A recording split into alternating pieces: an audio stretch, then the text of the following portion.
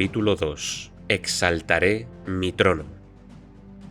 El deseo de imperio y dominio del mundo, cada una de las grandes potencias esforzándose para exaltar su trono, es en el fondo la verdadera razón de la actual lucha en Europa.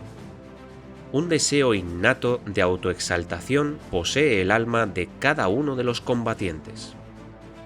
Por parte del Vaticano hay una determinación de dirigirse a sí misma hacia una posición entre los combatientes que provoque en cierta medida una restauración de sus viejos tiempos de poder y gloria.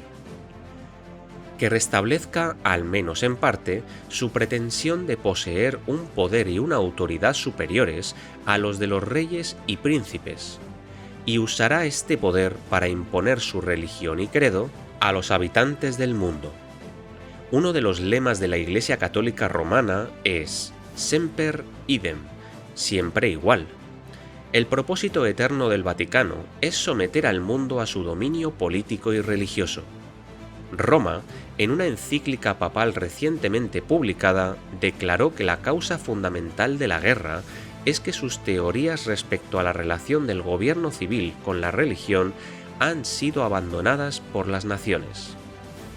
Aparentemente, la fortuna, de una manera u otra, ha sonreído a algunas de las grandes potencias más que a otras.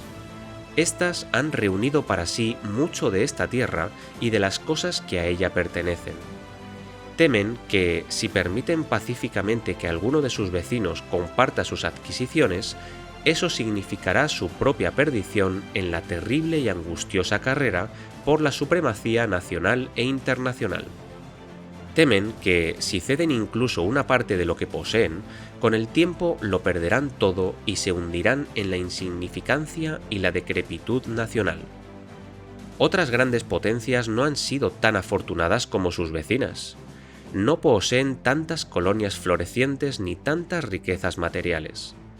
Creyendo que están tan cualificadas como otros grupos de la humanidad para disfrutar y administrar tales posesiones, están decididas a obtener por la fuerza de las armas lo que consideran su justa parte.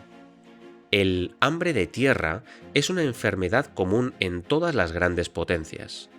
Todas ellas han sufrido de este mal en algún momento, y en el 1914 la fiebre era tan alta que una erupción debía aparecer.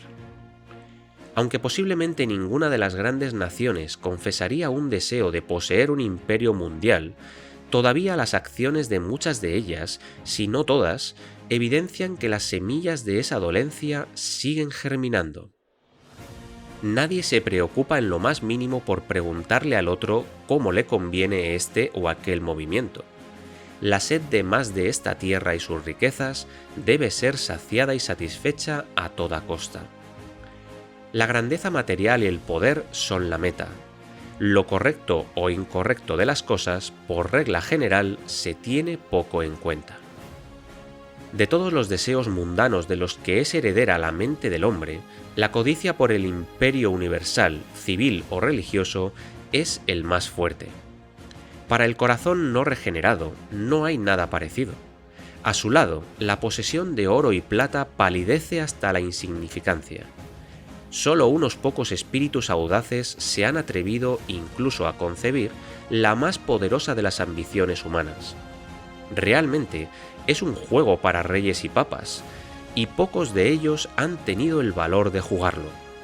Nabucodonosor, Alejandro Magno, Augusto César y Napoleón Bonaparte han aspirado cada uno a su vez al pináculo del dominio mundial. Esta misma sed de poder e imperio universal domina las grandes naciones de hoy. El derecho al imperio universal. El único que posee el derecho inherente al imperio universal es el hacedor y creador del universo. A él, en virtud de su poder creador, le pertenece el derecho de reinar, para reinar sobre toda la tierra y toda la humanidad. Porque la Escritura, en Colosenses capítulo 1 versículos 16 y 17, dice lo siguiente: Porque en él fueron creadas todas las cosas, las que hay en los cielos y las que hay en la tierra, visibles e invisibles, sean tronos, sean dominios, sean principados, sean potestades. Todo fue creado por medio de él y para él. y Él es antes de todas las cosas, y todas las cosas en Él subsisten. De esto se desprende que todos los tronos, dominios, principados y potestades son creados por el Señor. De Él es, por tanto, el derecho a prescribir la extensión y los límites de sus poderes. Sin embargo, en los albores del tiempo se intentó arrebatar esta soberanía universal al Creador. La mayoría de nosotros conoce la historia de que Satanás era un ángel de luz, y que cayó de su elevado estatus y fue expulsado del cielo. Pero la causa de su degradación es poco conocida o comprendida. A este respecto, la Escritura, en Isaías capítulo 14, versículos del 12 al 15, dice lo siguiente: «¿Cómo caíste del cielo, oh lucero hijo de la mañana? Cortado fuiste por tierra, tú que debilitas a las naciones, tú que decías en tu corazón, subiré al cielo, en lo alto, junto a las estrellas de Dios, levantaré mi trono, y en el monte del testimonio me sentaré, a los lados del norte, sobre las alturas de las nubes subiré, y seré semejante al Altísimo, mas tú derribado eres hasta el Seol, a los lados del abismo». Lucifer fue expulsado del cielo porque había dicho: «Exaltaré mi trono por encima de las estrellas de Dios, seré como el Altísimo». En otras palabras, lo que hizo que Satanás fuera expulsado del cielo fue su intento arbitrario de usurpar el trono de Dios. Había intentado hacerse gobernante sobre los ángeles del cielo. Él se había comprometido a hacer esto sin averiguar de los otros habitantes del cielo si les importaba que él los gobernara o no. Fue por esta determinación de usurpar la autoridad, de hacerse gobernante en el cielo sin el consentimiento de los gobernados, que Satanás fue expulsado de lo alto. Este fue el origen de ese malvado principio de autoridad y gobierno arbitrario que se ha visto en tantos gobernantes y naciones desde ese día hasta hoy. Nótenlo, Satanás no dijo «me exaltaré a mí mismo», sino «exaltaré mi trono». En la misma naturaleza de las cosas, un trono significa gobierno, poder gubernamental. Por lo tanto, significa gobierno, poder gubernamental. Por eso, la proclamación de Satanás fue que tenía la intención de establecer un gobierno propio en lugar del gobierno de Dios. Además, su plan era establecer su gobierno arbitrariamente. «Lo exaltaré». No propuso esta prerrogativa para sí mismo por tener el sufragio de sus compañeros. Había decidido hacerse soberano absoluto del universo mediante su propio poder despótico. La absoluta monarquía despótica era, por lo tanto, el modelo ideal de gobierno para Satanás. Fue por este principio y propósito que luchó contra Dios y contra Cristo, y contra los ángeles de Cristo. Y es por este principio y este propósito que, directamente y por medio de instrumentos, ha estado contendiendo contra Cristo y la Iglesia de Cristo desde que fue arrojado a la tierra.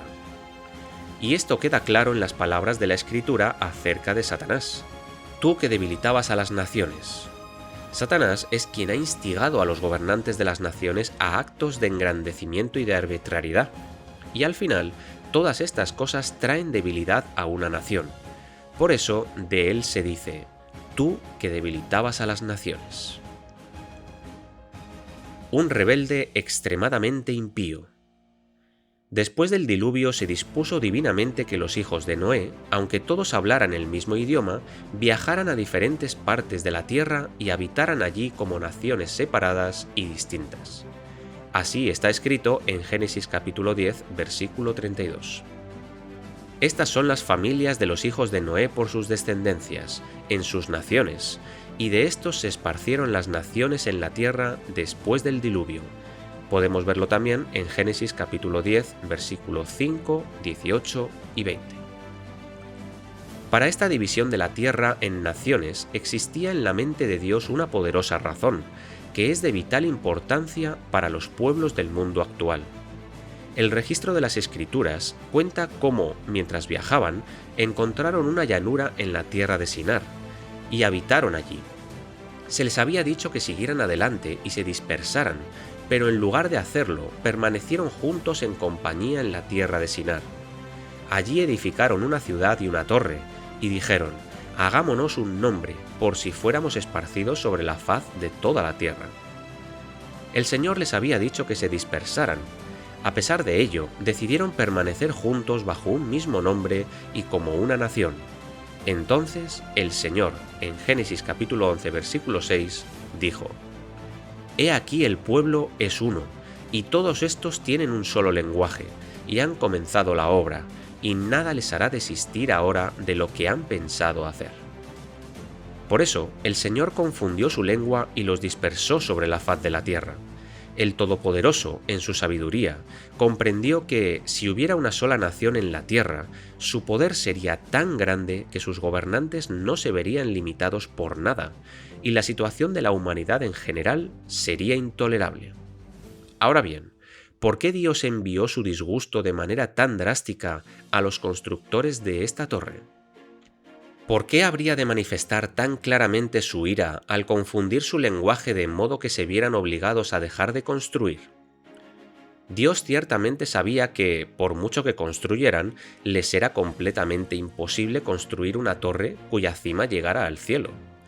Él era consciente de que este objetivo nunca podría haberse alcanzado, incluso si su discurso no se hubiera confundido. En el mejor de los casos, el intento habría sido inútil.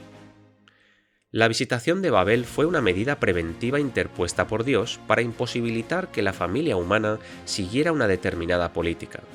Fue para evitar que hicieran ciertas cosas que habían imaginado hacer. ¿Cuál era esa política? ¿Qué habían concebido en sus imaginaciones que Dios se proponía refrenar? ¿Por qué fueron restringidos en ese momento y restringidos para siempre? El líder de esta rebelión fue Nimrod, cuyo nombre significa el rebelde extremadamente impío. ¿Por qué Nimrod era un rebelde y contra quién se rebelaba? Dios ha dicho a los descendientes de Noé que se dispersen sobre la faz de toda la tierra. Nimrod y sus seguidores decidieron desobedecer este mandato, y en lugar de fundar muchas naciones, fundaron una sola y hacerse un nombre por si fuéramos esparcidos. La ciudad que diseñaron construir sería la capital de este imperio mundial, y la torre o el templo sería el lugar desde donde se promulgarían y aplicarían los principios y doctrinas de la única religión pagana controlada por el Estado sobre todos los hijos de los hombres. Tal era entonces su esquema: un imperio universal, un monarca pagano para reinar sobre él, una ciudad capital de la cual emanarían sus decretos a todo el globo, una torre o templo idólatra desde el cual su religión pagana sería diseminada a toda la humanidad. Satanás mismo fue el padre de esta idea. Se podrían presentar razones fascinantes para probar su gran valor. Si hubiera una sola nación, no podría haber guerra, y así se evitaría mucho dolor y derramamiento de sangre. Si hubiera un solo monarca absoluto que gobernara el mundo entero, no podría haber diferencias que distrajeran la atención en cuanto a leyes, políticas y cosas por el estilo. Así los hombres podían vivir en quietud y paz, y gozar de prosperidad. Si ese único rey estuviera a la cabeza de la religión estatal autorizada, no podría haber choque de credos o guerra de facciones religiosas. La genialidad del pensamiento involucrado en todo el esquema se encuentra en el nombre de la ciudad y del reino. En la actualidad, la palabra Babel significa confusión, por lo ocurrido en ese lugar. Originalmente significaba la puerta de Dios. La misma raíz de la palabra se traduce como Babilonia. Ese nombre para los antiguos babilonios nunca significó confusión. Nabucodonosor nunca recorrió el mundo proclamando que él era el rey de la confusión. Era la falsificación del diablo de la puerta y el camino al cielo. Su esfuerzo era lograr en la tierra lo que no había logrado en el cielo. Pero Dios previó que solo podría resultar en todo lo contrario. Sabía que, en lugar de paz y libertad, significaba derramamiento de sangre y despotismo. Satanás originó el vasto plan para que cuando y donde quiera que algún alma se levantara a enseñar la verdadera religión de Dios, pudiera ser aplastada de un golpe. Esa trama arraigada profundamente fue cortada de raíz, no solo desde ese momento hasta ahora, sino mientras el mundo esté en pie. La confusión del idioma, la introducción de diferentes lenguas, fue el método de Dios para dar jaque mate al imperio mundial para siempre.